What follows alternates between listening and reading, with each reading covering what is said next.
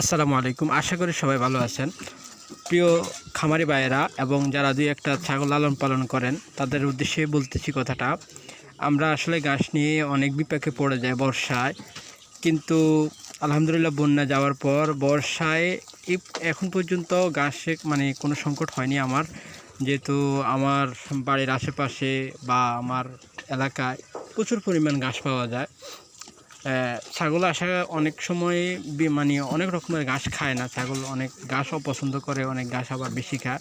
তো ধুরবা ঘাস যেটা আজকে ছাগলকে সেটাই দিয়েছি, বলতে আজকে কয়েকদিন থেকে এই ঘাসটাই কাটতেছি নিয়মিত।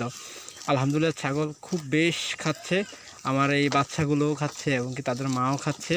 আর এখানে খাসি আছে দুইটা, তারাও খুব পছন্দ করে খাচ্ছে। প্রিয় দর্শক, এই মিনারেল ব্লক এর ভিতরে চলে আসলো।